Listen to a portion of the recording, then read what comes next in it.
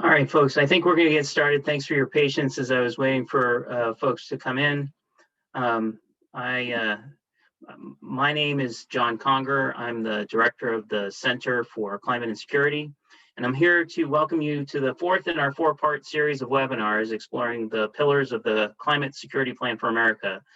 Today's session is called Building Climate Resilience at Home. And we're going to focus on how we are preparing for and preventing the climate security impacts of climate change. As you may know, the Center for Climate and Security is a nonpartisan think tank dedicated to ensuring that the world recognizes the security risks posed by climate change, and that it acts to address those risks in a way that's commensurate to their scale, consequence, and probability. We work with a community of dedicated security experts called the Climate Security Advisory Group, and together we published this Climate Security Plan for America in late 2019 with the intention of informing the next administration. And I think we've been pretty successful in that regard. The plan has four pillars. The first is on leadership. We called for the administration to declare that climate change was a vital national security priority. We believed a new administration would need to announce plans early to create high-level White House positions to address climate security and to create corresponding positions within various federal agencies. We advocated for strategic thinking from the outset and top-level leadership. The second pillar we had in our report was on foresight. It included recommendations on assessing and understanding climate security risks, from intelligence capacity to vulnerability assessments of military installations. We recommended that the administration embrace the idea that it had to maintain its ability to anticipate and project risks and crises and to head them off. The third pillar we had called for an increased emphasis on building climate resilience abroad. The development of regional climate security plans, emphasis on climate and our development assistance strategy, and increased climate engagement with partner militaries. Today, we're going to talk about the fourth pillar and the need to prepare for and prevent climate impacts at home. This section of our report included several recommendations on improving the resilience of critical infrastructure, preparing for new military missions driven by climate change, and a recognition that to truly prevent the most catastrophic security futures, a holistic effort to reduce emissions would be necessary. We have already conducted 3 webinars, and we'll put links in the chat corresponding to the first 3 pillars of the Climate Security Plan for America. I've got our intern, Evan, here, who's dutifully entering things into the chat, so you'll be able to pull the critical links out of there. Let me just double check. Yes, he's doing it right now. Excellent. Before we get to the panel discussion on building resilience at home, however, I'd like to reflect on what we've seen in the first 100+ days of this new administration. See how many of these recommendations, in some respects, have already been adopted.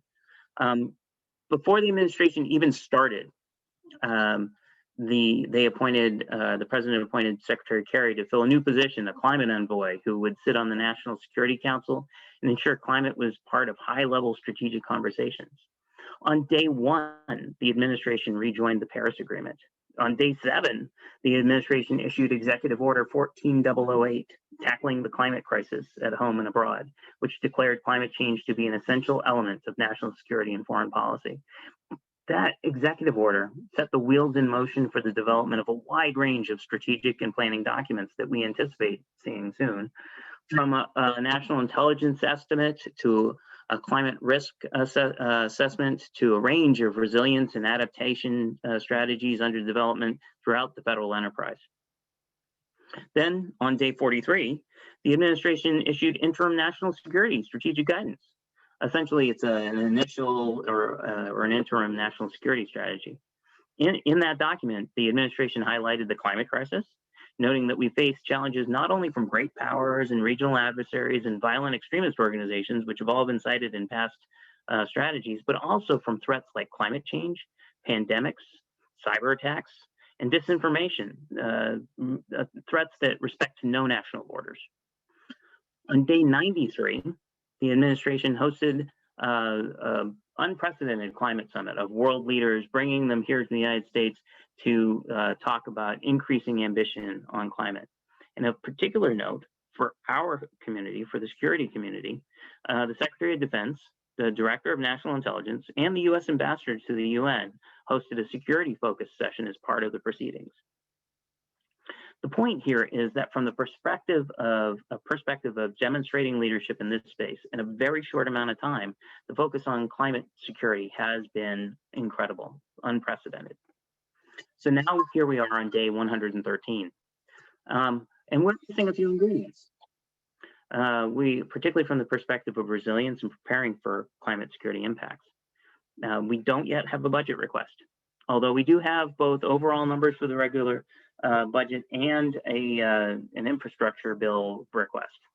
The budget summary that was released states that it supports, and I quote, efforts to plan for and mitigate impacts of climate change and to improve the resilience of DoD facilities and operations, end quote. That's good, but it's also not terribly specific. So we don't know exactly how much that support is and what exactly is in there. We hope to know in a couple weeks when the budget request is released. We also have the American Jobs Plan, which I mentioned before, the infrastructure bill, which has been touted for its emphasis on climate resilience investments and sort of climate conscious investing. Unfortunately, it seems to omit investments in the Department of Defense. We'll have to see what it looks like when Congress is done with it. But we sort of would like to see some security emphasis within the document. I will point out that the stimulus bill at the beginning of the Obama administration, about 1% of the spending was DoD spending, and it was sort of infrastructure kinds of spending. It was facilities maintenance, and there was some hospital construction. And everybody embraced that, and it would be interesting to see what they end up with in that plan this time around. So in the Climate Security Plan for America, we called for a major new infusion of resilience funding that we called the Climate Security Infrastructure Initiative. And I think we'll see some significant increases in the budget request. Much of that new funding will need to follow some significant planning, though, and that planning hasn't necessarily been done. So it may be something we end up seeing in next year's request. We'll have to wait and see. We're also missing, so another thing on the to-do list that's not quite there yet is that we're missing a significant number of high-level nominations. There are a lot of positions in the Department of Defense that have to go through Senate confirmation. And so most of the positions at DoD that deal with climate resilience have not yet been filled. We don't have a nomination. Heck, we don't have a nomination for the Secretary of the Navy yet at this point in time. So the strategic, and plus the strategies and the risk assessments required by the executive order have not yet been published. So we don't quite know what their goals are going to be internal to the department, or what kind of metrics they're going to use to track them. So these will come, and as they do, hopefully they'll reflect the priority that the administration has placed on climate. But there's, as I've said, there's several steps left before we reach the end of the beginning, as it were. So what I'd like to do now, now that I've set the stage, at this point in our program, I want to turn to our panel to discuss ways in which we can prepare for and prevent climate security impacts. A significant focus of this effort is building resilience into our defense and critical infrastructure, and we have a panel that's exceptionally qualified to delve into this issue. What I'd like to do now is I'm going to introduce them all up front and then call on each of them to present, and then I'll moderate the follow-on discussion. So please don't be shy about putting your questions in the Q&A. We'll be looking for a robust conversation once all of the panelists provide their opening remarks. So our first panelist is Alice Hill. Alice is a member of the Center for Climate and Security's Advisory Board and is a member of the Council on Strategic Risks Board of Directors. She's currently the Senior Fellow for Climate Change Policy at the Council on Foreign Relations. And prior to that, she was a research fellow at the Hoover Institution at Stanford University, where her work focused on catastrophic risk, including the impacts of climate change. She previously served at the White House as Special Assistant to the President and Senior Director for Resilience Policy on the National Security Council. Alice led the creation of national policy regarding resilience to catastrophic risk. Her work spanned the development of the first ever federal flood risk standard, creation of a national drought plan, expanding federal focus on the Arctic, and addressing national security and climate change.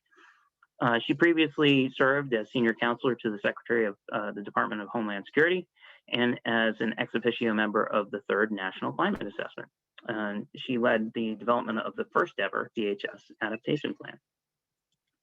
Our second panelist is Rear Admiral retired Ann Phillips. She is a member of the Center for Climate and Security's Advisory Board and is a member of the Council on Strategic Risks Board of Directors. She's currently the Special Assistant to the Governor of Virginia for Coastal Adaptation and Protection. Surface Warfare Officer Rear Admiral Phillips has served in every warfare group of the Surface Navy: destroyers, aircraft carriers, amphibious, and replenishment ships. During her 31 years on active duty, she commissioned and commanded the USS Mustin and commanded Destroyer Squadron 2-8 and Expeditionary Strike Group 2, which included the amphibious expeditionary forces on the East Coast of the United States.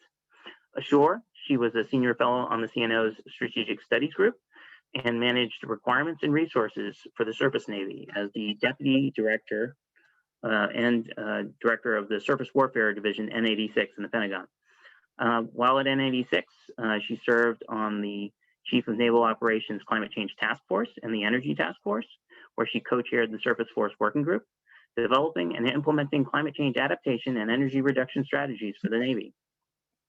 Once she retired from the Navy in 2014, she also chaired the Infrastructure Working Group for the Hampton Roads Sea Level Rise Preparedness and Resilience Intergovernmental Pilot Planning Project. Our third speaker is Joan Vandervoort. Joan is a member of the Center for Climate and Security's Advisory Board, and she has over 28 years of professional experience working with the Department of Defense across a broad spectrum of issues, from climate change and energy security to environmental, regulatory, and encroachment impacts on military training.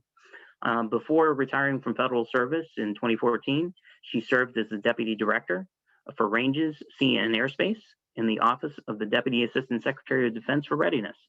Her portfolio included oversight of the DoD's Sustainable Range Initiative, a multifaceted program with congressional oversight designed to address training constraints and readiness implications brought about by environmental requirements, renewable energy, climate change, and incompatible development.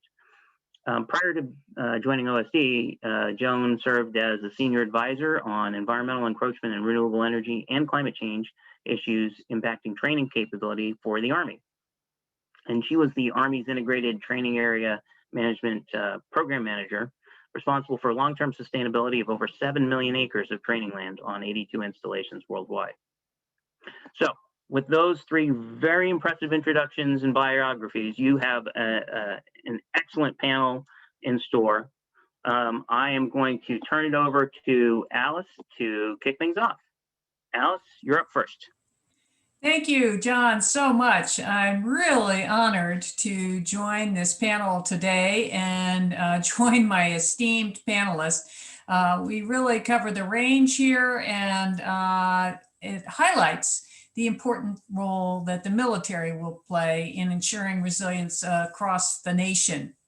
As John has aptly described, we have a new administration, obviously, and at the center of their efforts is climate change. So I tend to judge interest in climate by the number of people who have titles that include the term climate. And with the Biden administration, that has just grown exponentially. In the Obama administration, where I served, it was rare to find somebody with climate actually in their title. But here we have so many, and that means that they have the support and the direction to focus on this very significant existential threat, as General Austin has termed it, that faces the nation.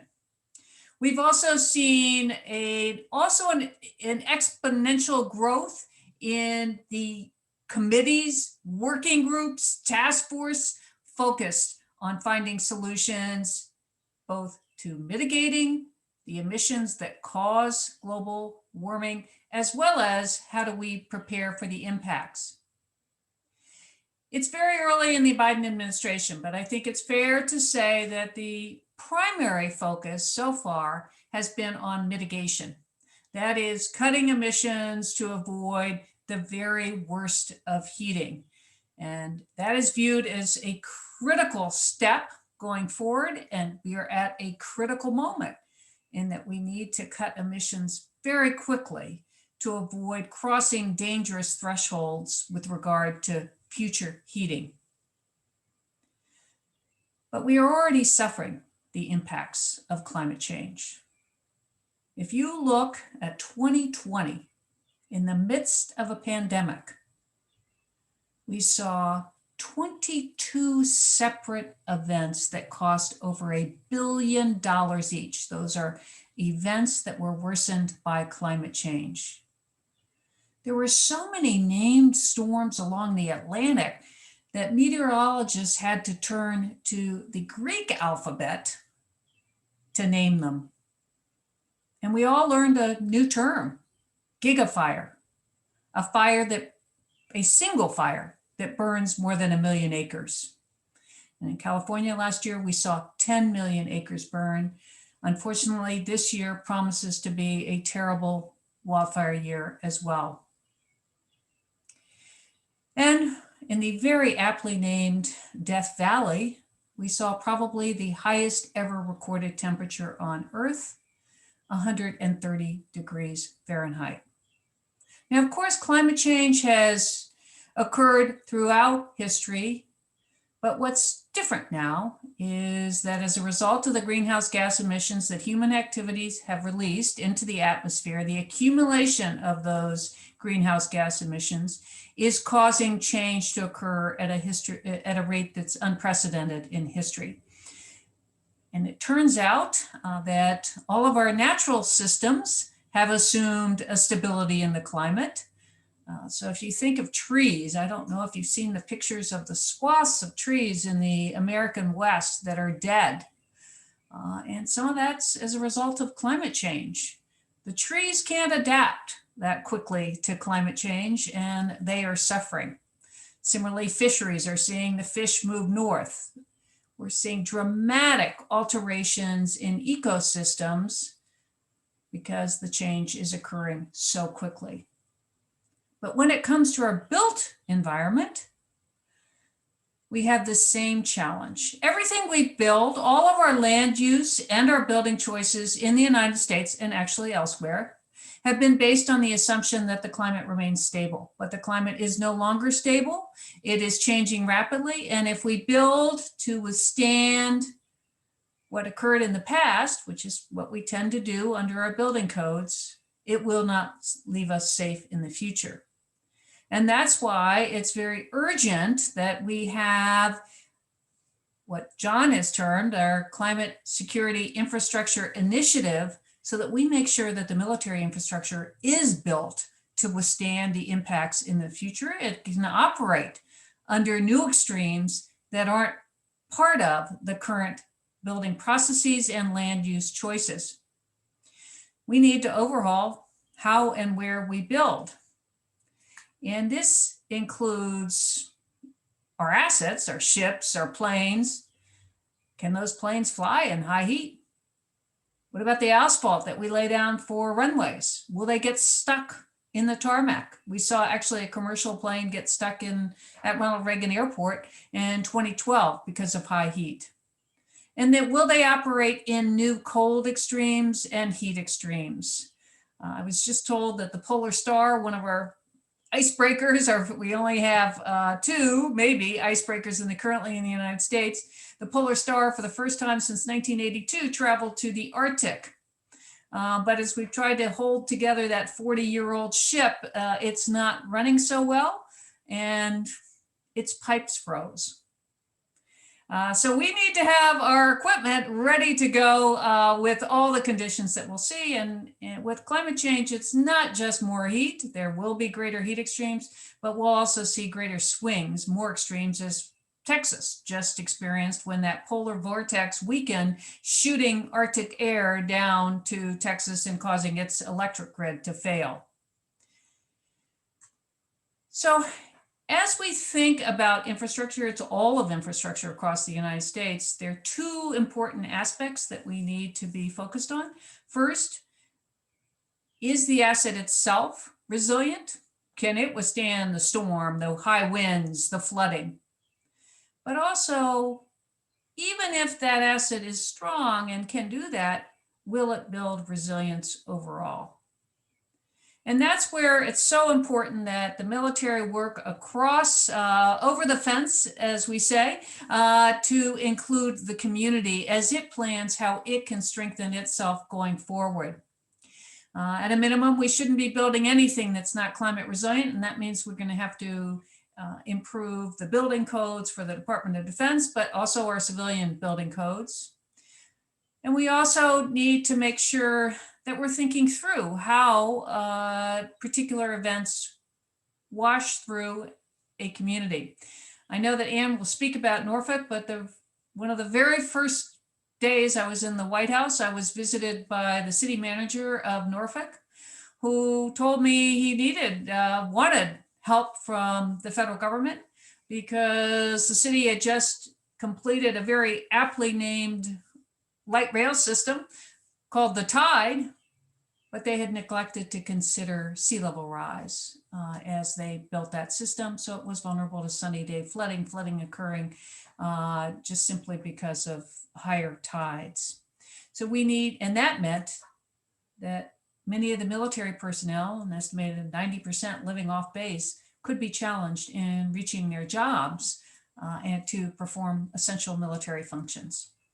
So we need now to plan for cascading failures also, like we saw in Texas, where the power system goes, everything else goes. We've seen that in Sandy, when Manhattan failed to consider the foot of sea level rise that had suffered since 1900.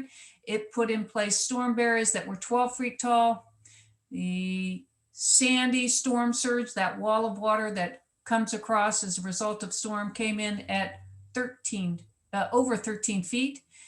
It immediately overcame the barriers, caused a electrical substation to explode, and the city that never sleeps plunged into darkness. And that led to a failure in wastewater treatment. Billions of gallons of foul water went into local waterways, failure of transportation, failure of healthcare system. And now we see in California preemptive shutdowns. In the 5th largest economy in the world, preemptive power shutdowns because the power system has proven very vulnerable to wildfire risk during drought and high heat conditions. So we need to understand more and we need a plan. Unfortunately, under the Biden administration, we do not yet have a plan for a national resilience strategy. In not having a plan, we are an outlier now. Across the OECD, the 20 wealthiest nations, pretty much every nation has a plan. The EU has a plan, Japan has a plan, China has a plan, and it's time the United States also develops a plan. And as part of that plan, building with the military and for the military will be an essential component to make sure that military assets can operate, but the communities around them that support those military operations also can thrive in a warming world. I'm really looking forward to the discussion today. I'm delighted to have a chance to speak with you, and thank you again, John and Anne and Joan, for joining me today. Thanks. Thanks, Alice. I think next we're going to move to Ann Phillips. Ann? Good afternoon, everyone. Thank you all for the opportunity to participate today with you. I see my screen is frozen, but I hope you can still hear me. Okay, I'm back. So first, John, thank you for including me. To my fellow panelists, Alice and Joan, it's an honor to be here with all of you. Both of you today. I don't get to see you nearly often enough. It was tough enough before the circumstances of the last year, and it's even tougher now. John, thank you for the kind introduction. I am the Special Assistant to the Governor of Virginia for Coastal Adaptation and Protection.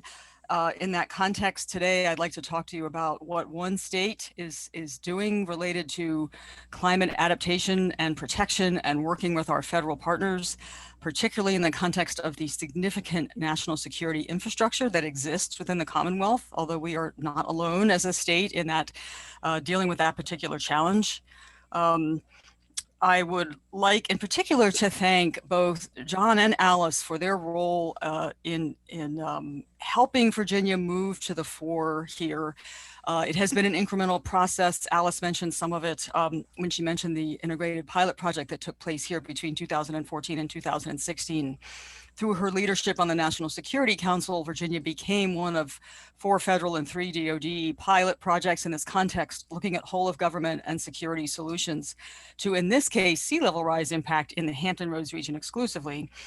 John Conger's role within DoD, which was designated as the lead agency, was to designate Navy as the lead service and Commander Navy Region Mid-Atlantic as the executive agent, which meant that we had significant military presence participating actively with authority and with the authority to participate in this process. And they are in part both responsible for me coming to this because I had an opportunity to run a working group, the infrastructure working group for that effort. I joined because I thought it would be interesting, and I was asked by fellow Navy colleagues in the region. It turned out infrastructure was the heart of the matter. The pilot was very successful. Work in the region continues today, and really it is, I would say, a fundamental piece of how we are framing our state's efforts. And so we'll talk a little bit about that as we move forward. So just to set the stage for what we're dealing with here in Virginia, I live in a sea level rise, increasing rainfall intensity, duration, and frequency, and storm surge world. But Virginia is also dealing with other climate impacts, heat, vectors, the challenges of migrating environmental species. Things live here now that didn't survive before, things that we want to stay, that we rely on for our seafood industry and other aspects of our economy are moving north and being replaced by other species moving in from the south. So we really have a systemic series of challenges in our future, not only for our residents, but for our infrastructure, for our industry, and for our environment more broadly. 10,000 miles of tidally influenced shoreline, one of the 8th longest shoreline in the country. We're specifically focusing in our coastal adaptation and protection work on everything east of I-95. And coincidentally, that is where most of our federal presence exists, from Northern Virginia through the Richmond area down into the Hampton Roads region. Nearly every federal facility and nearly every significant DoD facility outside of the Radford Arsenal, which is in the western part of the state, is in our coastal zone and coastal region. We have almost 250,000 acres of land and 1.74 billion in property, less than 5 feet from high tide right now. And if you make that 9 feet, it's 490,000 acres and $54.8 billion worth of infrastructure at risk. 9 feet or so is kind of a 100-year storm surge.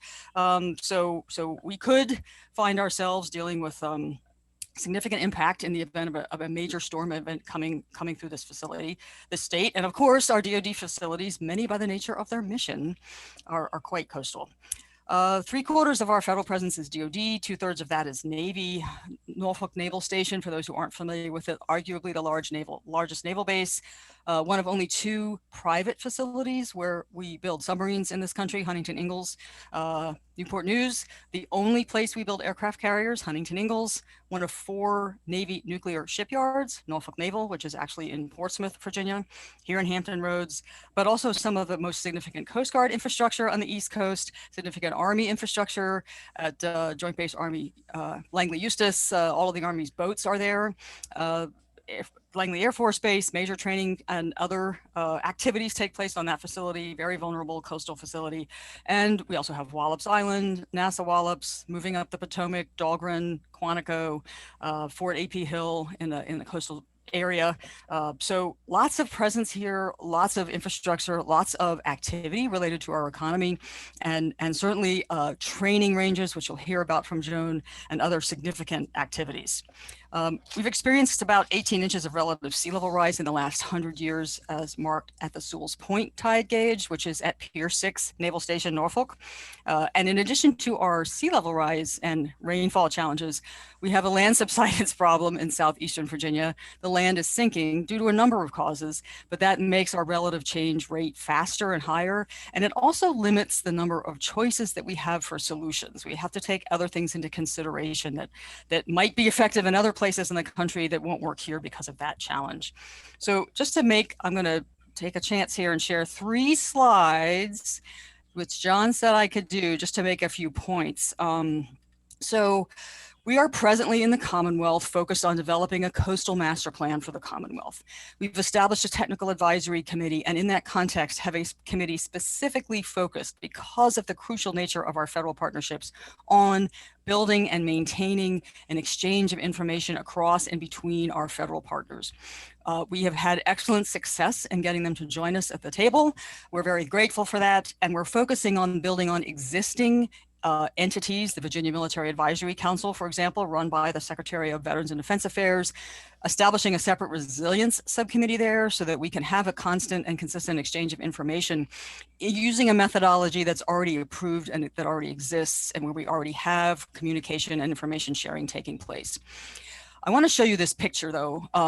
This is the cover of our master planning framework, which is laying out how we will execute our master plan process, which is underway. It was released last October. We picked this picture, which is the Elizabeth River, because of the significant critical infrastructure along the banks of the Elizabeth River in both Norfolk and Portsmouth, and that's kind of what you're looking at here. In the far distance is Naval Station Norfolk.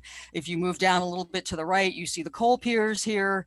This is NAVSUP's fuel facility, which is across the river in Portsmouth. 34% of the Navy's fuel passes through this facility at some point or another. It is supplied by the Colonial Pipeline of interest lately. And as you can see, it is quite low and vulnerable. We also have a significant port in Hampton Roads. A little bit of that is down here in the corner, the Virginia International Gateway. 5 different port facilities in the port of Hampton Roads, major in commodity imports and raw material exports out of this port, including military supply chain activities.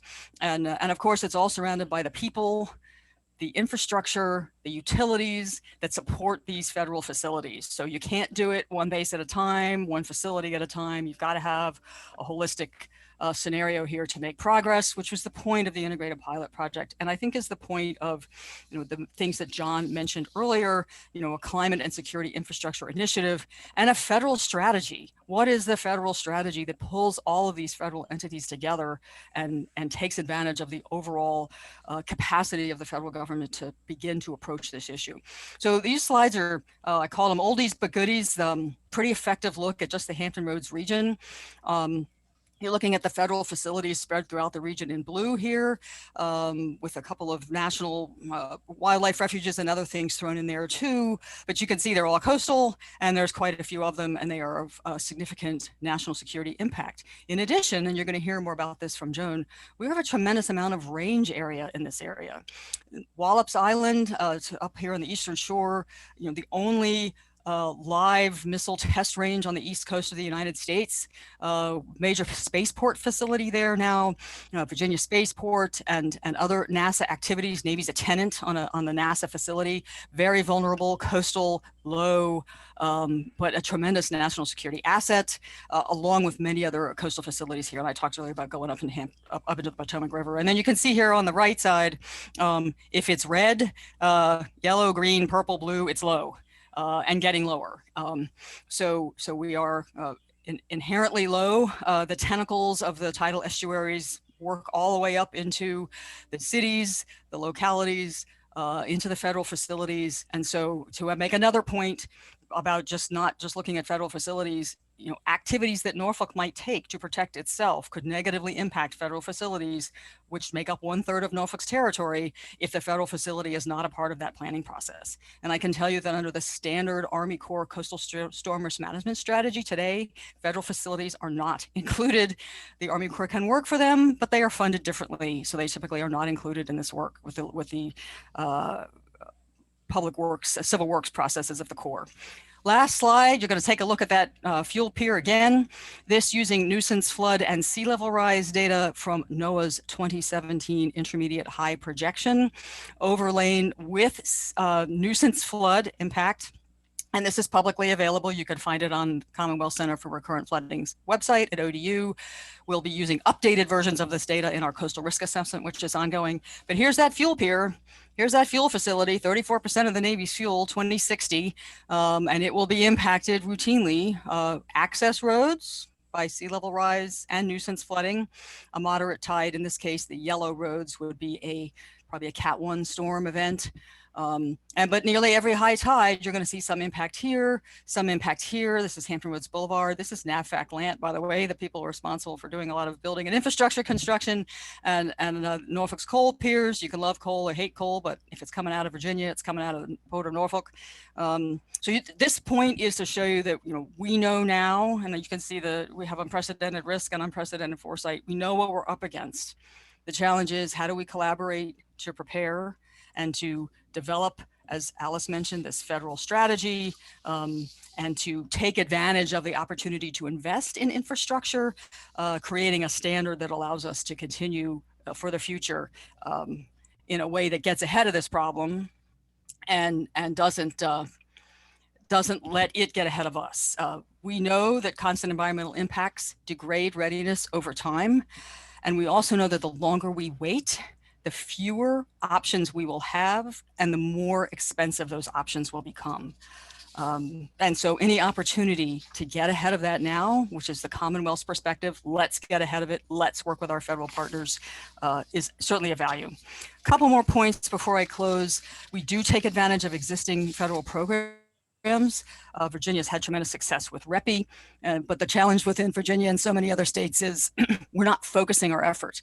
We have great REPI, so we've 60 million in 2019 going into REPI programs just in the Commonwealth of Virginia alone. But it's not focused in a way that it's an outcome for that facility, but is it the most focused, best opportunity to use REPI funding and REPI activities for the Commonwealth? That's why we need a strategy. That's why we need a national strategy too. And to build on that, we're working with Sentinel Landscapes, which is another program that gives us the opportunities to expand range capacity, expand resilience, conserve land in the interest of ensuring resilience of our national security assets. Joan's going to talk about that. That's her area of expertise. A few more points I'll hit on. DoD is in the next year intending to do installation climate exposure assessments for all of its continental United States facilities. We would be grateful to be a part of that, and I'm sure many other states would be grateful to be a part of that too. Back to the original statement, not just one facility, not just one base, it's a whole of community effort, because all of this has to be considered in the same context and moving along together to achieve successful outcomes. We know the Navy is working on hardening Norfolk Naval Shipyard, particularly protecting the dry docks. They're also doing an assessment, a 2035 resilience assessment of that fuel facility that you saw, which is excellent. And there are solutions there. It's just that, okay, what are they? How can they best serve the surrounding community and the resilience of that facility? And how can we move forward collectively across the Commonwealth to ensure success there for our future? So creating partnerships is essential. John mentioned that earlier in the context of DoD working with FEMA. I would add DoD working with FEMA, the Corps, NOAA, USDA, other federal agencies to pull together this broader national strategy, but in particularly considering the outcomes to national security infrastructure and how we prepare that now to adapt and protect that capacity for our future. So thank you for the opportunity to just set the stage a bit and to be a part of this panel today. And I look forward to the discussion afterwards. Thank you. Thanks so much, Admiral. Next, we have Joan Vandervoort. Joan? Hello, everyone. Boy, it certainly is a pleasure to be here on this panel today. And thanks, John and Alice, and for those great comments. And, I am very appreciative of the opportunity to to speak today, particularly when John had asked me to speak on the topic of resilience and readiness of the force, because it certainly is one that is important to our national security. And of course, readiness of our armed forces depends on the ability of DoD to rapidly respond to global threats across a full spectrum of operations, often in unpredictable environments that are being reshaped right now by climate change. And key to the readiness of the force is this vast complex of military facilities that we have and critical infrastructure that spans 156 countries around the world. And that includes its ranges and land assets that are vital to the training of the force. Well, just within the last 5 years, DoD has seen a bruising impact on its critical infrastructure and training facilities, from severe and more frequent weather events, sea level rise, inland flooding, wildfires, and the loss of permafrost fueled by climate change. And of course, the cost has been staggering, well over $10 billion. It has significantly impacted operations, deployments, ship qualifications, submarine readiness training, and resulted in lost training events and exercises. But when we talk about climate change and its impact on readiness, I think we should remember not to take a look at it in isolation or as an isolated threat, because climate change has the ability to accelerate and exacerbate existing challenges to readiness. And believe me, there are many. Each of the services currently faces shortfalls in different areas that can affect readiness, from modernization of weapon systems, ships, submarines, and aircraft to needed range capability and lack of maneuver space. And those shortfalls and challenges are further compounded by existing restrictions and limitations on the use of our ranges, our training lands, and even operations that are a result of environmental compliance restrictions and incompatible development. So climate change is not only creating new global security threats, but it also exacerbates existing shortfalls and limitations that can affect the overall readiness of the force. And that takes me to another very important point. And it is the convergence of emerging theaters of operation, climate change, and existing limitations and challenges to readiness, which is being played out right now in the Arctic, where melting ice is changing the very geostrategic landscape of the region.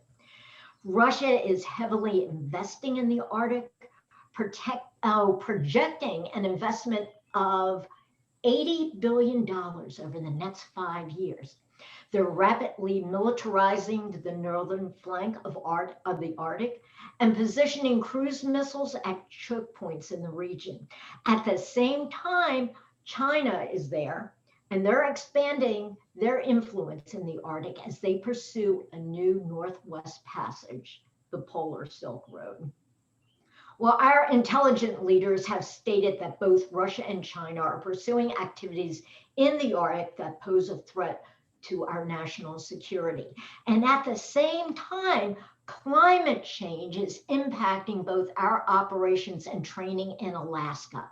Alaska, one of the most strategically important locations that we have in the US, from different things like wildfires and coastal erosion, inland flooding, and loss of permafrost, which has severely damaged critical infrastructure, training facilities, equipment, and cut off access to and limited use of heavy maneuver training areas. You know, the US needs to be prepared for that rapidly changing geostrategic conditions in the Arctic. And the readiness of all the services to operate and deter aggression in this region is very critical. Building resiliency to climate change is an important piece of that. And since the release of our plan, the services have each issued their own Arctic strategies. And this is an important first step in establishing a much needed overarching national security policy for the Arctic, which will provide a holistic approach and help the resiliency effort. So increased investments in R&D and other tools for sustaining the carrying capacity of training land and ranges and mitigating the impact of climate change will also be needed. So when we think about bolstering the resiliency of critical military infrastructure to include DoD's ranges and training land against climate change, it fully supports a ready force. And our recommendation laid out in our climate security plan for America for strengthening resiliency has focused on ways that can build on existing investments as well as tools that have already been put in place by DoD, from upgrading design standards that Alice mentioned for facilities to retrofitting existing infrastructure. And that resiliency extends to needed investments in range capability and carrying capacity of training lands to support the advancements being made in weapons system and new doctrinal training requirements.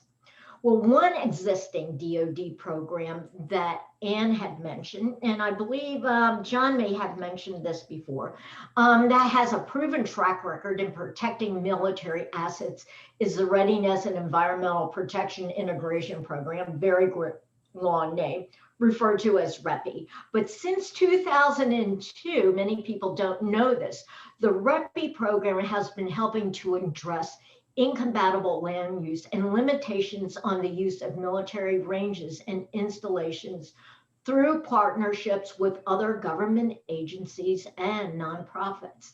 But in 2019, Congress expanded the REPI authority to include projects to promote resilience. Code for resilience to climate change to protect military readiness. And those investments in the REPI program since 2002 have paid off in a big way, protecting as much as 757,000 acres of military lands and leveraging over $975 million in non-departmental partner contributions, nearly a 1-to-1 match. What a great avenue for increased investments, to include its Sentinel landscape partnerships, which focus on large landscapes projects to protect military readiness. It would be of significant benefit to increase resiliency of critical training and testing facilities using this particular tool, particularly in light of the new emphasis on long-range strike capabilities and changes in doctrinal training requirements that require large expanses of land. It will be critical to not only mitigate existing limitations due to incompatible land use and environmental compliance, but build that resiliency that's needed for climate change impacts. And certainly the damages incurred at military installations just in the very recent years, like Tyndall Air Force Base and Camp Lejeune and Offutt Air Force Base, as well as those in Alaska, where rapid snowmelt has caused by rising temperatures, has resulted in months of lost training. And all of these underscore the tremendous toll that climate change has already had on DoD, and which has the potential to impact readiness. You know, we often focus, though, on severe weather impacts on DoD, but there are also secondary impacts that are often overlooked that we have to be concerned about, or actually DoD must be concerned about in terms of readiness, such as the expansive loss of sediments and unstable soils on ranges and maneuver areas from climate change impacts. that not only increase training safety hazards, but they incur higher maintenance and repair costs and increased environmental compliance. And repair and replacement and restoring ranges and facilities and the carrying capacity of land to support training doesn't happen overnight. You know, the services can come up with workarounds for training. They can revise deployment plans, that they can delay certain things. But you know, readiness is fragile. And that's why investment in military infrastructure to include its ranges and training land is critical. And I certainly do look forward to your questions and to having a very robust conversation with you and with my fellow panelists. Thank you. Thanks so much, Joan, and thanks to everyone for their opening remarks. It's just remarkable listening to all the experience we have on this panel and the wonderful expertise we have here that we're going to make available to our participants to ask questions. And so I see that we're getting a bunch of questions in the Q&A. I'm gonna pull that up and take a look. One of the, and I'll bounce in between these. Before I go to the Q&As, I'm going to take the moderator's prerogative to ask my own question first, because it was sort of spurred by the comments that I heard here. I heard more than once the sort of call for some sort of a plan, a holistic plan for resilience across the administration. Where would that come out of? Would it be a DoD resilience plan, or a DHS resilience plan, or a White House resilience plan, or all of the above? What is the, and what decisions and metrics would that drive once we have the plan? Anyone want to take a crack at that? Ann and Alice, you both mentioned it, so who wants to go first? I'll go first. Yeah. All right. Well, we do have plans underway for adaptation because the president followed the model that President Obama created, which was to ask each department to undergo development of an adaptation plan. That happened in 2009 and 10, pursuant to an executive order President Obama issued, and now President Biden is undertaking the same effort, and those will be due fairly soon. But the challenge with that is that each agency marches out on its own individual mission, and there can be huge gaps in what occurs because they're focused only on their mission. And that's why a national adaptation plan is so necessary. This is something that is widely recognized around the world, including in the Paris Agreement. 190 nations signed on, and it's an option, but they call out national adaptation planning. And because the goal is to make sure that you have not only just a whole of government approach, but a whole of society approach, because resilience is going to require that decision-making changes at every single level, at the tribal level, state level, local level, federal government level, and in some instances, individuals. So you need a plan that will drive that kind of consideration. And there's literature out there establishing what are the gold standards for a national adaptation planning effort. And they include vulnerability assessment. So everybody has to understand what they're up against. And the United States doesn't have an easy way for a community to understand its risks. Norfolk has done tremendous work with various partners from the academia, as well as tapping into the federal agencies, but that's not available to a part-time mayor in some town in Alabama. And I've met one, and she said, I get it, but how am I supposed to understand all the risks I face? I know I have sea level rise, but what are my choices? The next thing that would occur is that you would have a way of looking at what is needed to occur and then prioritizing those investments. including by the Army Corps of Engineers, investments by HUD, by DHS.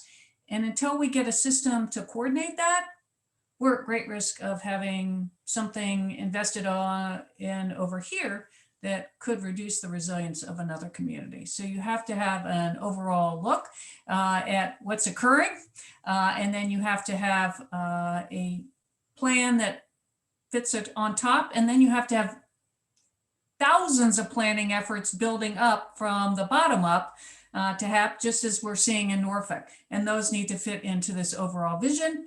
And an important thing you mentioned, you need metrics to be able to measure. Is this actually increasing our resilience? Underneath it, you would have strong building codes, good land use policies, looking at whether an investment actually improves resilience or not. Until we get to that, we may have scattered successes in reaching resilience, but it will not be the kind of overall approach that we will need to keep our nation safe. Great. Anne, did you want to throw in a couple comments there too? Just so, yes, everything Alice said, and that's one reason why Virginia is involved in this at the state level, because localities are ahead of the state. Virginia Beach, Norfolk, Hampton, in many cases, the Middle Peninsula, finding innovative, creative solutions for rural coastal communities. They don't have any federal presence. They're just trying to keep their head above water, literally. But there was no full risk assessment, no full vulnerability assessment. So we're going to do that. There was no prioritization of critical risk, critical infrastructure at risk, defining what critical means. It's something different for a rural community than an urban community. There are no priorities for how we will apply for federal grants. What's most vulnerable? Where should we be targeting our assets? Where should we be targeting our efforts? We have 30 communities applying for the same grant. They're competing with each other. They could come together and apply in a broader sense. Can we facilitate that? Can we incentivize that? And then can we find out what their challenges are related to building codes, relating to zoning, so that we can perhaps improve state legislative processes there to help them, give them some support where they want to make their own decisions, but feel that they don't have the state support to be able to make them. Virginia is a Dillon rule state that complicates some issues, but every state is dealing with these challenges in their own way under their own governance structures. And so that, all of the reasons why we need a federal plan or the reasons why we need a state plan to help focus what we're doing as a whole of society. But then how do we roll that up into what the priorities are at the federal level and what federal agencies are targeting and what the federal priorities are? So we have some opportunities now to try to do that, but it's still, what we're finding though, I will say, is that the federal grants are starting to communicate with each other. NOAA and FEMA, BRIC are working together. And the other thing we're finding is they want to know what the priority is. Is this the most important thing in your state that you're applying for this year under this program? We can't answer that question right now in the Commonwealth. Some states can, but we can't. And so how do we get to that point? And how do we start thinking more collectively and holistically about it? And again, I'm only talking coastal adaptation, and we're very much focusing on national security in this context, but statewide resilience is needed, not just for this state, for all the states. And so then that rolls up into a federal, what is the greater federal resilience plan and strategy? So we're on the cusp of making progress here, and that's very important. It's a very important first steps. There are many, many steps to follow. John, thank you. And Anne has described it brilliantly. I just wanted to add one additional thing. I don't think that any single federal agency could lead this effort. And as powerful as the Department of Defense is, I don't think that would be the right agency to do it. In my experience in the federal government, when you put an agency in charge, you get a little bit of, arms crossed, you're not the boss of me. And we need this to be from the top.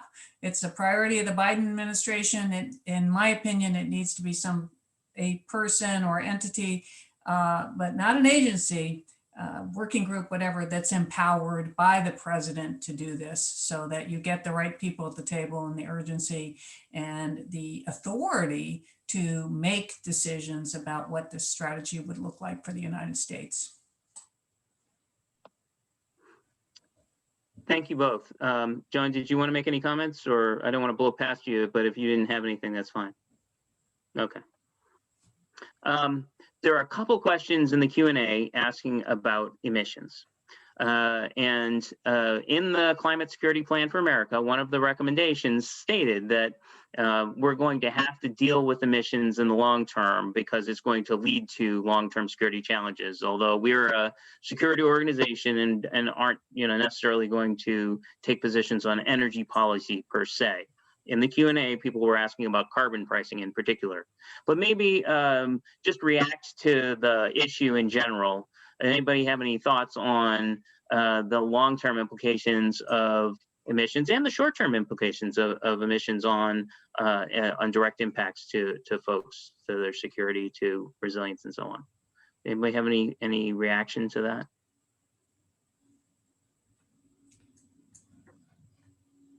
I guess I'm not sure I understand the question. So the question is, do you support price on carbon? That's fundamentally what the question is. Okay. Knowing full well that in our report we sort of dodged that question, and I'll say it straight out. We said emissions should be lower, but we're not going to tell you how, because that's not our expertise. Did anybody want to react to the overall issue? Feel free.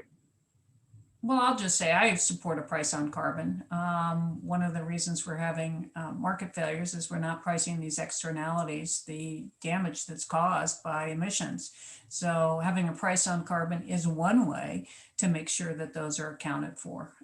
It probably may not be enough. We may need to do more than simply put a price on carbon, but it seems like an easy way to get attention on the fact that nobody's paying for the external or the harm caused, but that just means we're going to suffer more harm. No one's preemptively stopping the potential harm, so we'll all be paying for it. Carbon tax would do that, or pricing carbon would do that. Okay. All right. The next question in the Q&A is on resilience in the Midwest. So we talk a lot about coastal resilience, and there was a question specifically talking about Wisconsin, but let's talk more broadly. There certainly has been experience with flooding in the Midwest. What are some of the things that folks who might think that, I don't know if they think they're immune, but there's certainly been more and more flooding in the Midwest and farmlands and so on. What are some of the things that they should be thinking about? Well, I will jump in just for a second. Think about the Mississippi River. That is a major freight artery for us. And in 2012, it flooded and then it had a drought. So when it flooded, it was difficult to have the barges travel along the Mississippi River. And then when we had drought, we couldn't do it. Same thing's happening in European rivers. So these systems that we've long depended on because they have a certain range of stability are being thrown out of whack because of these climate impacts. Same thing for our rail system, by the way. We move a ton of freight across rails. I don't know if you've ever heard of a sun kink, but when the rail ties not the ties, but the rails get too hot, they kink. And that will cause a derailment. So there have to be major investments going forward to make sure that we can expand our understanding of what the temperature extremes that these assets will need to be able to withstand going forward. And Japan has done some work on this. They've increased the temperature range that their trains need to perform under so that they can avoid serious accidents. John, I'm just going to jump in. One of the things that we think about in the Midwest and the central part of America is that it is the breadbasket of America. And so with higher temperatures, you are definitely going to get an impact on agriculture. And for those folks, not only for those folks living in that area of the country, but us who are being supplied by, food from that region of the country will be impacted as well through droughts, and droughts followed by these heavy rain events that can really devastate the food chain supply. And so that is one of the first things that I think about when I think about that area of the country and climate change impacts. And they're certainly not immune from climate change impacts. In fact, we'll probably see definitely a rise in temperatures there that will be over what we see in some coastal, or at least in the mid-Atlantic region. So I think there's a lot to be concerned about and a lot to plan for. So it's not something that we can escape. And I'll jump in on the Midwest as well. From a flooding perspective, some of the more successful community relocations that have shown value in avoiding flooding through relocating of towns and communities had taken place on Midwestern river systems. Very few successful, and none that I know of, coastal communities relocating in any significant way other than maybe moving homes off of barrier islands. But there's been a number of successful relocations in the Midwest that have saved lives and money and property and industry by moving back away out of the floodplain. But as we've seen over the past few years, which Alice referenced in her comments this morning, derechos in Iowa earlier this year, late last year, extreme tornado events, extreme hail events, much more significant impact to weather, multiplying the consequences, the outcomes, negative outcomes to crops, to transportation, to infrastructure. So, we're all gonna get a taste of this together. It'll be different in different places in the country, but I don't think any of us can ignore the broad impacts and the fact that they continue to change and will continue to change over time. And so that gets back to, how are we going to prepare our whole of society, knowing that our future will be different from our past? And I'm not going to let the Midwest topic go away without mentioning Offutt Air Force Base. I think that, we can't, I think Nebraska counts, right? Yeah, it's definitely part of the Midwest. When the Missouri River flooded, I mean, so I'll tell a personal anecdote in this context. When I was in charge of DoD installations, I remember the Natural Resource District folks came to me and from the Offutt area from Nebraska, and said, the levees near the Missouri River are too low. We need to invest, and we want DoD to help fund this. It's going to help protect Offutt Air Force Base as well as the community in the area. We were legally prohibited from spending money on land we didn't own. And so I had the lawyers next to me in the room, and they said, sorry, we can't do that. And so we didn't.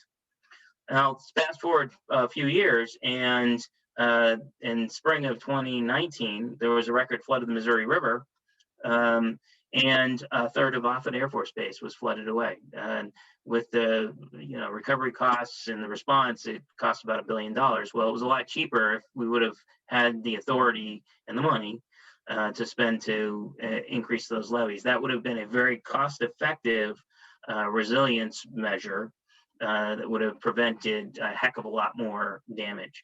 So these are the kinds of things we have to take into account and think about going forward as to risks and to measures we can take to anticipate them. Let's see. One of the questions in the chat, I'm going to sort of expand on some of this stuff, was do we anticipate there being any sort of an energy code being promulgated? I know we talk about building codes, right?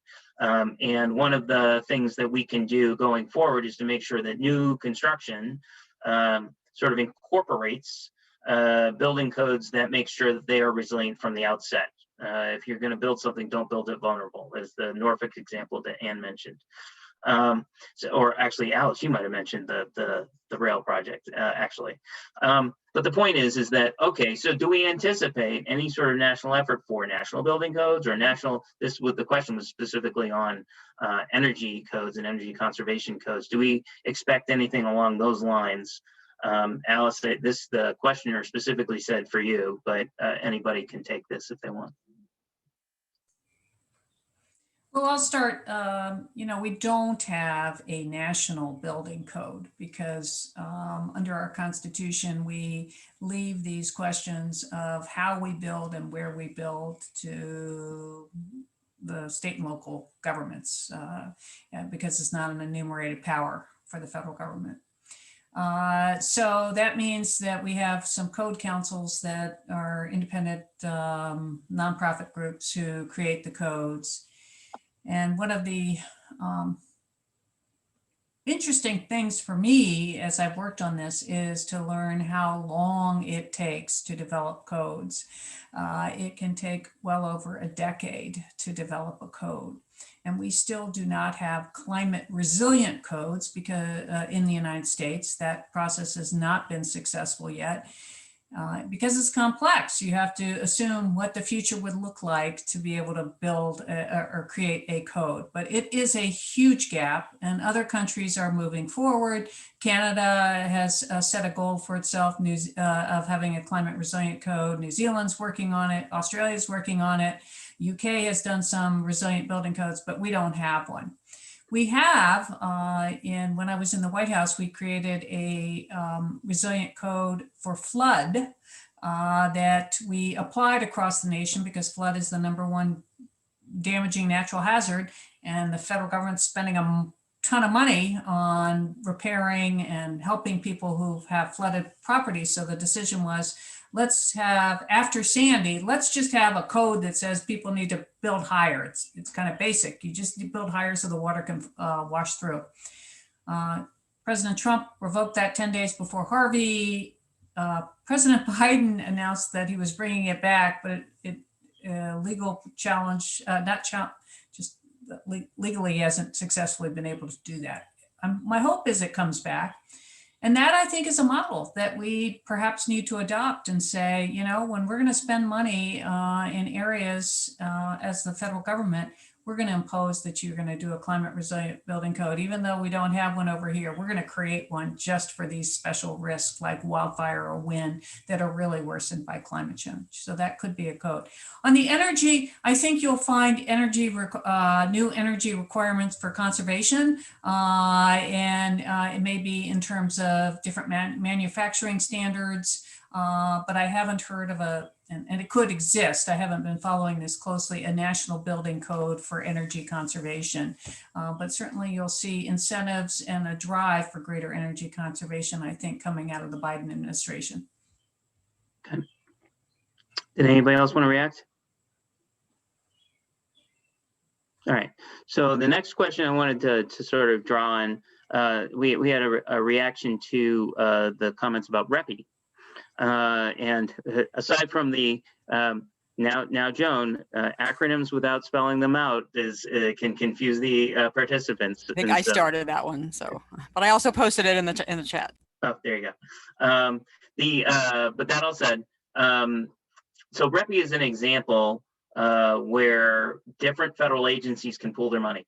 And will all work together on certain projects.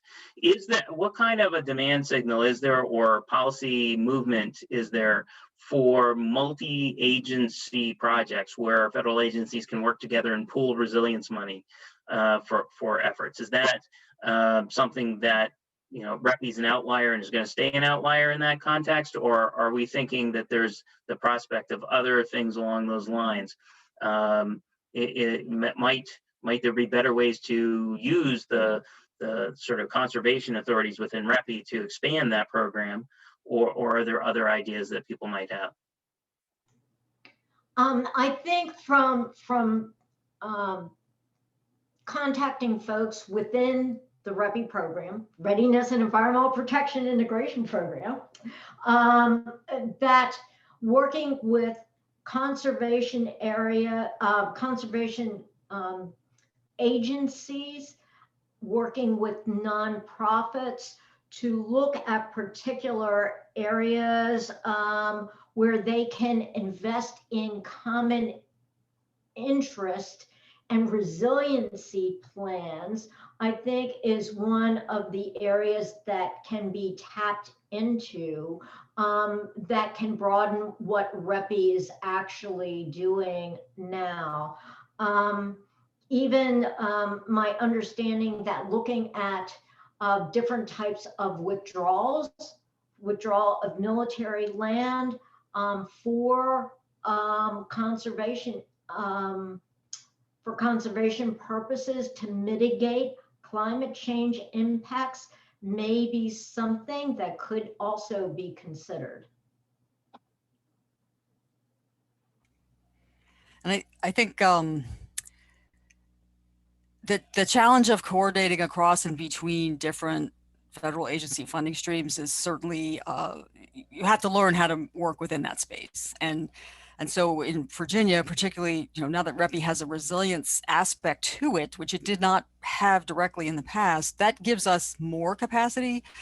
But learning how to use it is part of the challenge. And as a subset of REPI is a program called the Sentinel Landscapes Program, which is very focused on not only, conserving working farms and forests and land conservation, but also now we can pull in the REPI aspect of resilience to that. So within Virginia, we've applied to establish a Sentinel landscape. We don't have one. There's a program in Eastern North Carolina. There's a Middle Chesapeake Sentinel landscape, which is largely Maryland, and a little bit into Delaware, very much focused on conservation, on training range capacity and other resilience capacity mission support activities related to federal facilities and their requirements to man, train, and equip forces. So Virginia sees ourselves as sort of a corridor between those two, and if we're fortunate enough to be able to move forward with that, we'll that lucky us. If not, we'll keep working on it until we're better prepared. But part of the challenge of Sentinel Landscapes that we're learning is as we pull together this coalition of federal entities, state entities, facility partners, nonprofits, and others, to understand how to use that capacity, especially in the context of building capacity for our federal partners. We don't just need the base environmental people. We don't just need the base commanding officer. We need the trainers and we need the operators, because all of those people know what their challenges are.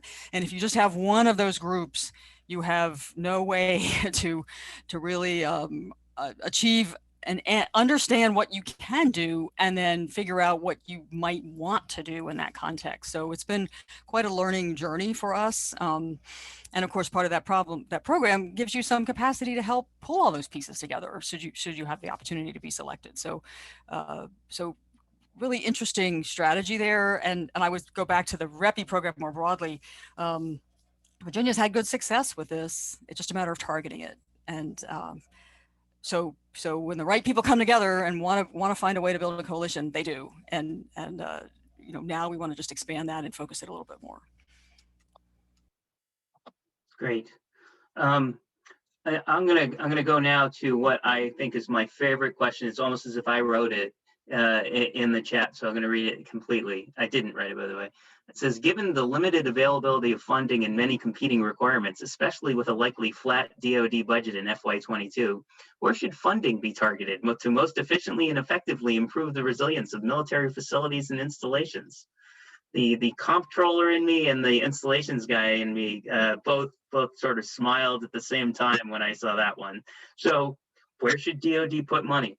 And I'll go wider than that. Where should the federal government put money in FY22 or in some other package to help resilience the most? And I'll put the asterisk on, I'll make it explicit, in the American Jobs Plan too. Right, so there's $2 trillion of infrastructure bill coming at Congress for them to dispose of. None of that is DoD money right now. That I think needs to be rectified, but that's my opinion. Where would you put money if you were able to put it someplace? Come on, you all want money. Somebody's got to want money.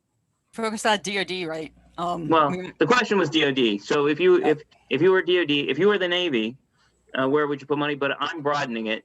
So okay. let's say you had the ability. Somebody was giving the grants out through FEMA or whatever, and you had coastal resilience money. Where would you put it? Or is that the answer? Or is there a different place you would want to put the money? I have a list of a dozen places, a dozen DoD accounts I'd put money into, but that's beside the point.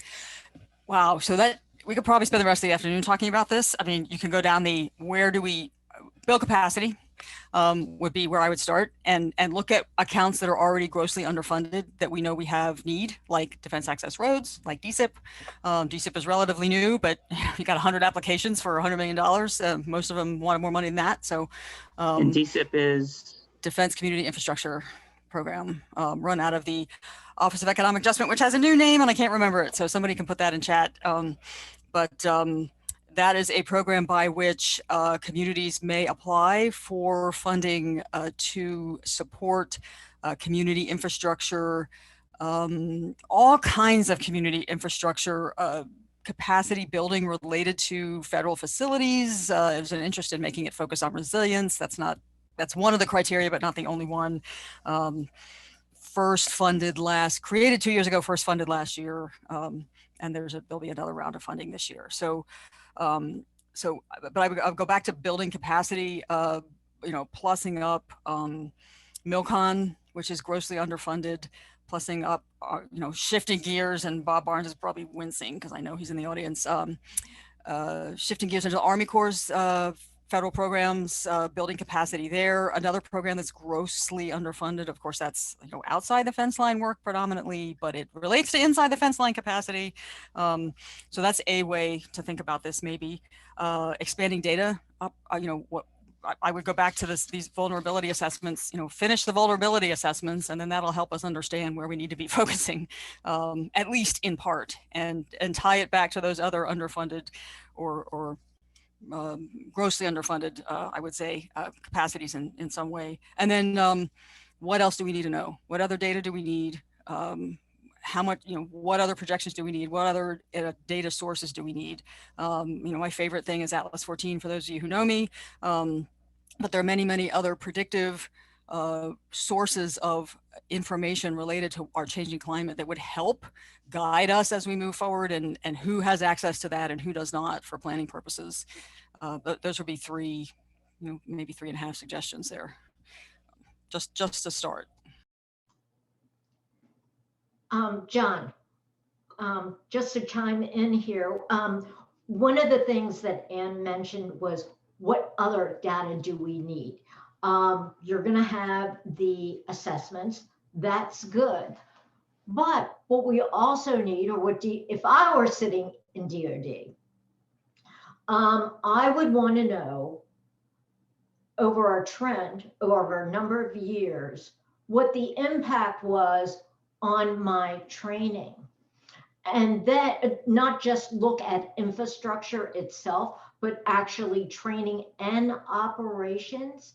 And in order to do that, you have to collect the data.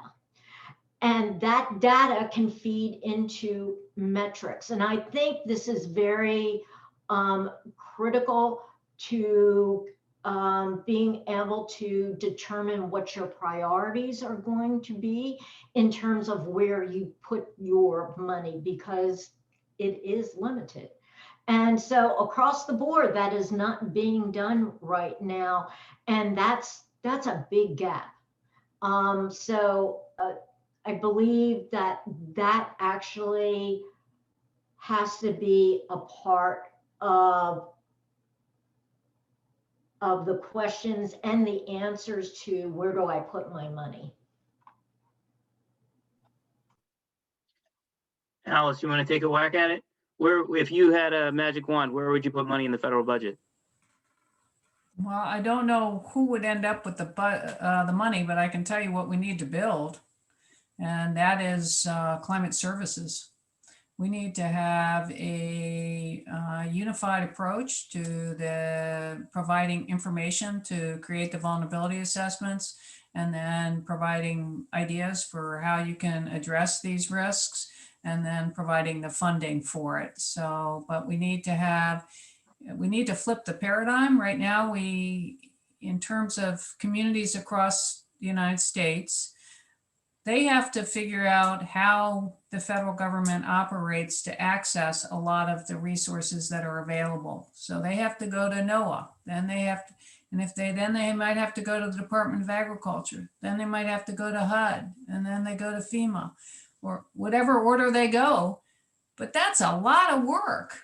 And so not surprisingly, some very rich or more sophisticated areas in terms of capability tend to get a lot of money. But for the part-time mayor, the smaller communities, the ones that are living more with less resources, it's too high a hill to climb. So we need to figure out how we're going to make all of this accessible and available. And we need to look at it from a customer-friendly perspective. Let's ask ourselves, what do these communities need from the federal government? And let's provide it in a format they can use it, versus saying, well, we have all this stuff. Now you come figure out how to get it. And it ends up being provided in silos. So we have NOAA provides coastal information. Department of Ag provides some agricultural information. FEMA provides information. But it doesn't really think about it in terms of the users. And we need to do that. And climate services would help us do that. So you could call it up, and Canada has such a service. A planner could call up and say, hey, we're thinking about these things. Can you help us? Yes, here's all the array of tools that could help you. I love that idea. It's sort of like a one-stop shop or a clearinghouse for it. Yep. What a wonderful idea. That's great. We're trying to do that within the Commonwealth, same problem. But I'll relate to my Atlas 14 experience. Federal Highway Administration pooled funding request, which then is contracted to the National Weather Service within NOAA to do the work. It took me a year to figure that out. Oh my goodness. And this was with interested planning districts and regional commissions and with interested agencies within the state. How do you do this? No one was quite sure. And we knew it could be done. We just didn't quite know how. And so eventually we did figure it out, and we got, fortunately by the time we figured it out, we have money. So now we're getting it done. But we have the same problem within the state with the agencies. They're all doing things in stovepipes. They're all excellent at what they're doing, but you have to go here for this and there for that and here for something else. So in the context of climate adaptation and coastal adaptation, how do we pull that together? Big, tall order, but definitely a need. And at the national level, it would be very helpful. I think that sounds awesome. Just to wrap the question, I'm gonna give a little bit of an answer because I have a couple thoughts on it as well. I can't help myself. If you're looking to figure out where to put money in FY22, the simple answer is you cannot go forward and say, this is so important to me, I'm going to throw money at it without planning. You cannot approach this with a ready, fire, aim. You have to ready, aim, fire. And so in order to do this, you need to have probably for example, the military installation resilience plans that Congress directed in FY20 and still haven't been done. Despite the fact that DoD has identified their sort of top 10 most vulnerable bases per military service, those bases don't have their resilience plans done. And so you have to start with the plans, and they're going to identify the projects, and then the projects will come. In the near term, before you have those plans, there's a couple of programs that are resilience programs that sort of can get money and then dole it out based on applications inside the budget year, and that includes REPI, which we've mentioned a couple times, DSIP, which will provide some funding for resilience outside the fence line. There's a program called ERSIP, which is the Energy Resilience and Conservation Investment Program. That sort of gets money and then can dole it out to energy resilience projects. So those are a few, but broadly funding facility repair and maintenance projects is going to help you in the long run. And then when you're in a hole, don't keep digging. don't fund things that are below sea level or are already vulnerable. You need to spend your money in places where they're at higher elevations if you're on the coast or so on and so forth, and make sure that the money you do spend is spent wisely. That's the near term issue. I would say once you get the planning done, a whole host of things will come and become obvious. And the one example I have is there was a requirement for a shipyard plan that was done a couple of years ago. And so they looked at all the shipyards and they said, oh my God, the dry dock, which is where you do the maintenance on submarines in Norfolk, doesn't have flood walls that are high enough. And with sea level rise, we're going to be screwed.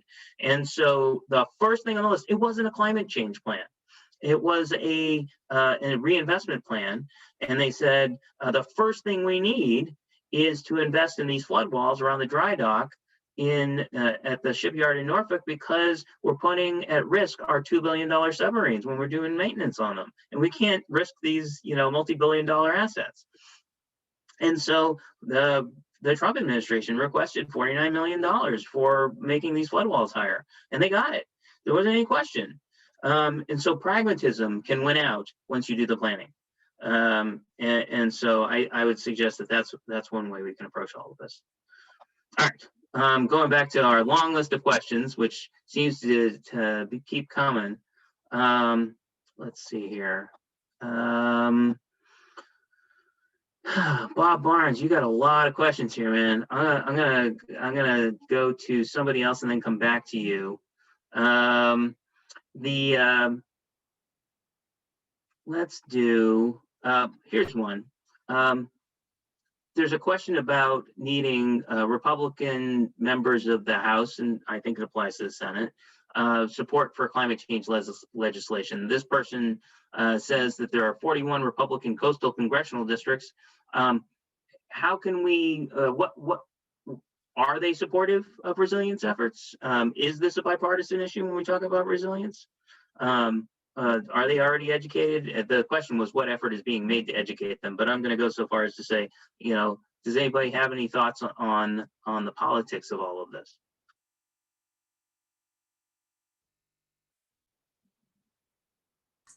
Well, unfortunately, I think the polling is showing that we are even more polarized on climate change than we were before. And I think the percentage of Republicans who think that climate change is an urgent problem has dropped in recent years.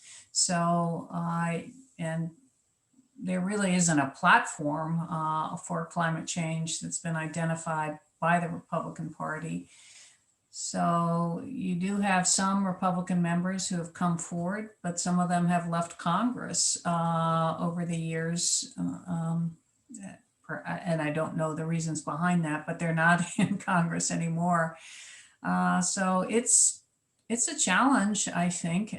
Resilience does find common ground. However, if we talk about resilience without including climate impacts, we will not be resilient, because resilience is this nice word that is kind of mushy, and so everybody can, and it's just exploded in the vocabulary, by the way, so everybody can grab onto it and feel good, and we've seen that. And so some communities said, talking about climate change is too toxic, we're just going to use the word resilience. And that's fine, so long as when you get to the planning stage, you're actually looking at what are the sea level rises going to be as a result of climate change? Because if you don't do that, you will not be resilient. And that's where I get nervous when we all want to just call it resilience without planning for these impacts that will wipe out major investments very quickly if we haven't thought through how to make the buildings higher, stronger, put them in a different place in the face of really rapid change. So it's a very hard question, and certainly I just don't even see it as a partisan issue. I see it as just an issue of preparedness. But unfortunately, if you use the term climate change, it can be viewed as that you're being a partisan about it. So Good question. I don't have any good answers for how we have better outcomes on that. Well, let me just add one thought in that context. We've had a lot of bipartisan support on climate and security in this particular space. I still remember the article. It was E&E News, December 6th, 2018, when Senator Inhofe, when he was about to become chairman of the Senate Armed Services Committee, and Senator Inhofe is a very well-renowned climate skeptic, said he's not going to block something. Climate's not important to him, but he's not going to block something if it helps the military, which I took as a major vote of bipartisanship. And earlier this spring we had House Appropriations Committee hearing where Republican members were all talking about climate and security and climate. And one of the more conservative Republican members said, President Biden needs to talk more about climate in his security plans. And I thought, there you go. This is a bipartisan issue, at least in this space. So that I think the old conversations, I know we're very polarized in general these days, but this is a space where people have continually sort of been on the same page, and I think that's helpful. One of the other questions in the Q&A said, we talk about sea level rise. Can we talk a little bit about wind damage? Are there different modeling requirements? We might have better modeling for sea level rise than we do for the impact of wind and the behavior of storms. Do we think that we need more investment in that space, or frankly, more investment in resilience to wind damage, ice, flood damage? Does anybody have any thoughts in that context? Well, these impacts come in locally, so you really have to do the vulnerability assessment of what you will see. Interestingly, in Florida, which is kind of considered a poster child for sea level rise, wind damage is of great concern going forward. So it's pretty detailed analysis, in my opinion, to what will cause the most harm to any particular locale.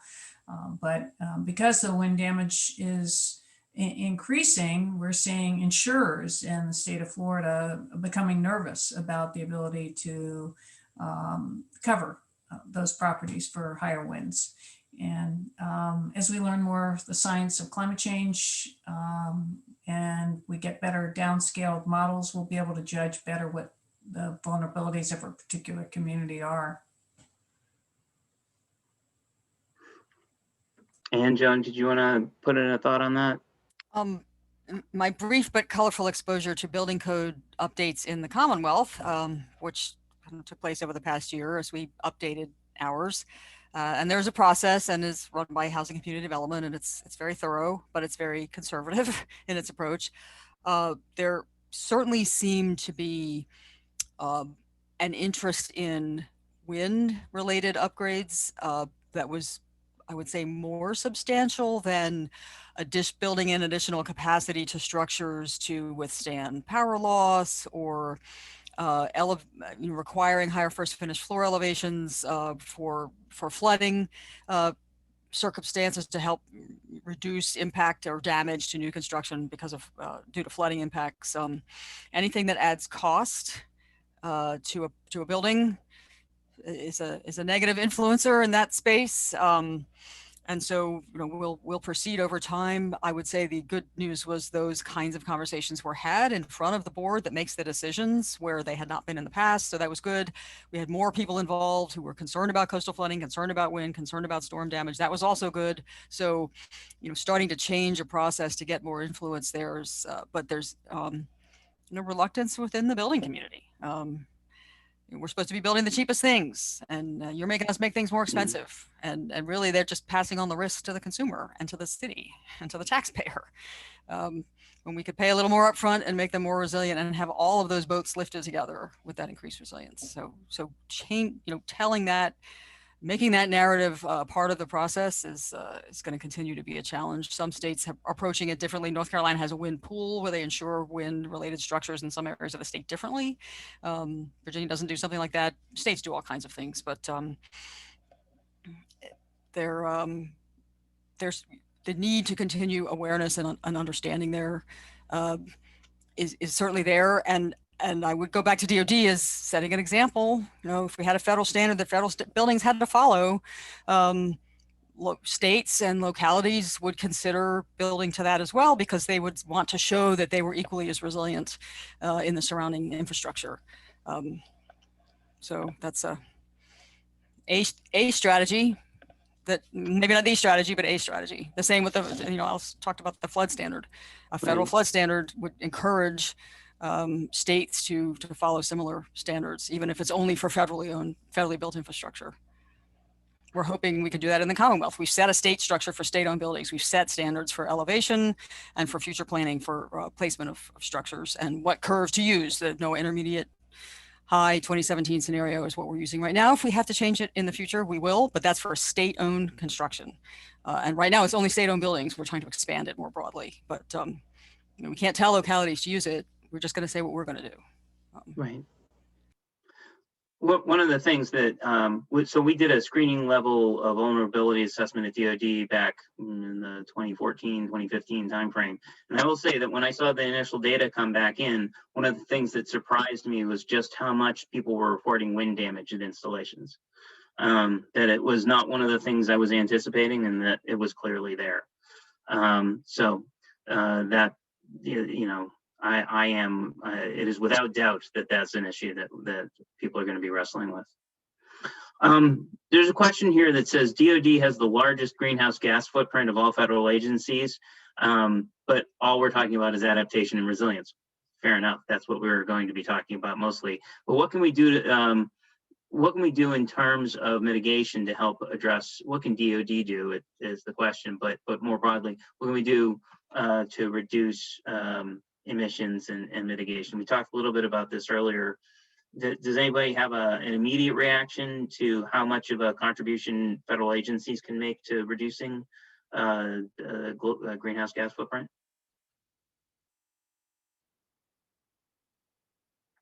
That's fine. If you don't want to answer, that's all right. I'll answer it because I have an answer for this. It's important to recognize when you think about DoD and how big it is. It has as big an emissions profile as it does because it's so big. Size drives it, scale drives it. It has a huge number of installations and a huge number of people and a huge budget, frankly. And that drives a lot of the emissions. But if you unpack it, you'll find that most of it is from fuel, vice electricity. And in the fuel category, most of it's from airplanes. And so if you really wanted to reduce, I mean, you can certainly reduce doing a whole lot of other things, putting more solar on bases and electric cars and all that sort of thing. But if you're really going to get after the largeness and the magnitude of the DoD greenhouse gas footprint, somehow you have to figure out how to have fewer emissions from airplanes. And, you know, if you want to compare like to like, you can look at DoD's emissions from aircraft and compare it to, say, American Airlines pre-COVID. I'll put that caveat in. And American Airlines was bigger than the US Air Force. And if you looked at all US carriers, they're bigger than all of DoD by a long shot. So aircraft do drive a lot of these numbers. If you had some sort of a solution you were driving towards, it would probably want to be a holistic solution across not just DoD, but civilian aircraft. And vice versa, because we use the same fuel as civilian airlines on purpose for logistical reasons. So if it changed in one place, it would change all at once. So from a strategic operational energy kind of point of view, you know, if you really want to get after mitigation at DoD, you want to get after aircraft fuel. And you're going to want to do that in conjunction with civilian airlines, not just DoD alone. So that's, you know, that's sort of a little, that's my answer to that question. And I appreciate the fact that everybody else was more reluctant to respond. There's a bunch of questions in the chat. talking about vulnerability assessments and such. We are getting close to the end of our time. I wanted to see if we could spend a minute or two talking about the threats that we face and which ones are perhaps the most challenging. So it in particular, are the extreme weather events more challenging to be resilient against, or more deserving of investment, or is it the sort of steady state, the pot's going to boil, but it's being turned up really slowly and just, inexorably over time? So is it the sea level rise, or is it the storm that drives more of the planning, or should drive more of the planning? Does that make sense? What are your thoughts on that? I should probably wait before I answer, but I'm going to answer. So if you plan for the storm, you have a worst case, at least at some level. And as Alice pointed out earlier, you better plan for the right worst case, or maybe you haven't done enough. So and storms do happen, and widely acknowledged that that's a challenge, and so you kind of avoid some of the partisan issues that come into play. However, back to my constant environmental impacts degree just over time, the constant impact to readiness, to access, to logistics, to training, to capacity that's caused by what Joan described, which is the days of heat impact where you can't do whatever, the days of the no-fly days, the cracks in the tarmac, the inability to get to work on time, or to lose logistics access because of flooding, because of nuisance flooding, the delay in deploying, the delay in training because of some weather event, whether it's an extreme storm, whether it's an intense rainfall event, whether it's nuisance flooding, whether it's a nor'easter or more persistent threat, those things are adding up. And the problem is we don't really know how much they're adding up and what the impacts are over time and what's building there. So by the time we do understand how serious it is, when it's obvious, it will be too late, because then we'll have a much greater challenge, much bigger problem to solve. And on top of that, we've got storms are just going to continue to get worse because of these other ancillary factors that are contributing threat multipliers and threat magnifiers, to use a Center for Climate and Security term and a Navy CNA term, coined by Sherry Goodman, who I believe is still on the call. So there's a double-edged sword there. Which one do you plan for? And you really cannot ignore the changes that are happening now, because you do that at your own peril. And I think that's what Joan was getting to, is what are these metrics, and how are we collecting this data, and who's monitoring it? And I know, when I ask base commanding officers in Virginia, do you have a flooding problem? Well, yeah. Do you have a road access problem? Well, sometimes. Well, how do you know? Are you measuring it in any way? Are you measuring logistics shortfalls, or parts challenges, or delayed underways, or access, or do you have to close clinics? Or, well, not really. So until we're collecting that data and analyzing it and understanding it, we're not really going to get a grip on this problem. And it's already there. And it's not just within the fence line. A lot of it's outside the fence line, but it impacts what's happening inside. So back to Alice's whole of society approach.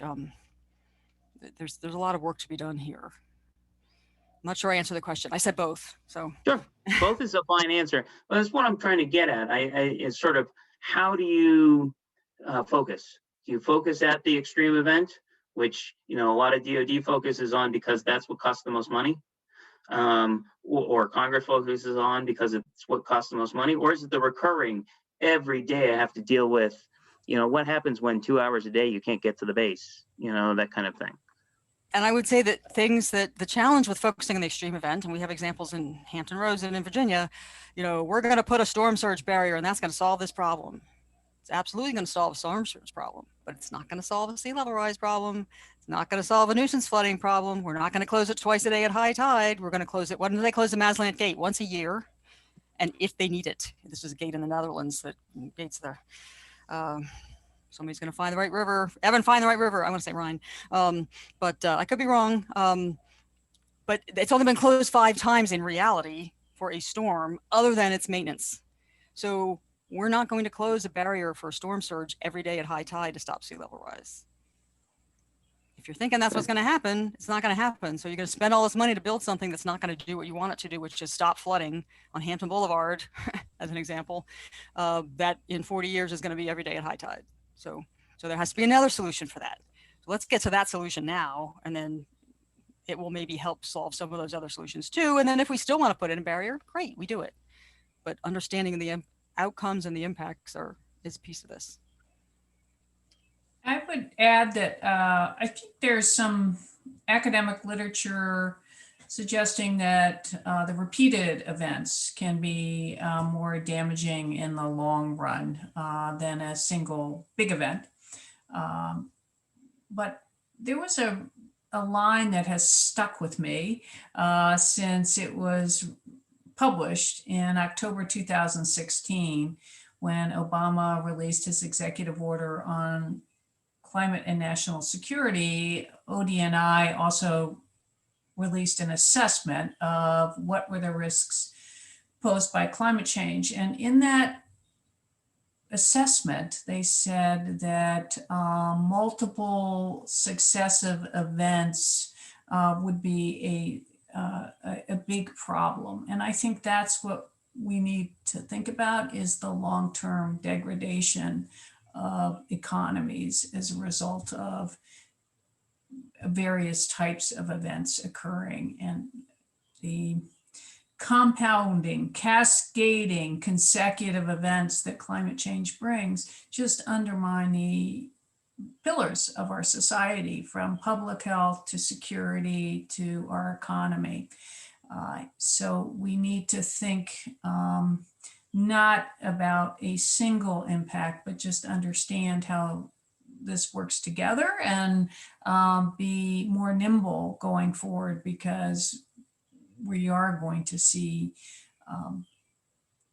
these changes occur in ways that are unfamiliar. And so that means that we need to be more resilient to be able to plan and prepare for and withstand these things that we've never experienced before. And Joan, how about on training ranges? How do recurring smaller changes versus large events, impact? Yeah, as Anne and as our panelists were talking about this, when I think about the issue of, well, should I plan for extreme weather events or should I plan for the long term? It's really a two-edged sword, because not all installations are going to be impacted equally across the board by severe weather events. And then I kept thinking about Alaska. And in Alaska, you have permafrost loss. Well, that's not I wouldn't call that a severe weather event. I mean, yes, you have rising temperatures. It's melting, and the damage that the loss of permafrost has generated, it is incredible. One of the Air Force bases up there was an ammunition repair plant, and it started sliding down the hill to the cantonment area at a cost of over $1 million to actually, take that facility down and rebuild it. You have areas in Alaska, because of the permafrost loss, where you can't access the heavy maneuver training areas that is so vital for the Stryker Brigade up there. Not only can't you access, but now your training window has decreased because those areas are turning into wetlands during a longer season every year. Then you have damages caused by drought, and then from drought you get rain. and it doesn't have to be a significant rain event, but you destabilize the soil. You also, in Alaska, create a wildfire risk, because as you lose permafrost, you can destroy organic matter. And so you get these significant problems that, if you do not address, just get worse. I think that's a good place to sort of wind up. We've got only a couple minutes left on our clock. I'm gonna, if anybody has like a last thought they want to jump in with, but thank you very much for coming today. It's been wonderful, great conversation. Any last thoughts? No? All right, thank you so much. This has been the Center for Climate and Security's panel on building climate resilience at home, preparing for and preventing the climate security impacts. Thank you so much for attending, and have a great day. Thanks. Thank you, John. Thank you, Alice. Thank you. And thank you, Evan. Yes, thank you, Evan. Thank you, Evan. Thanks, John. Bye. All right, Evan, you can hear me still. Yes. I'm going to stop recording here. All right.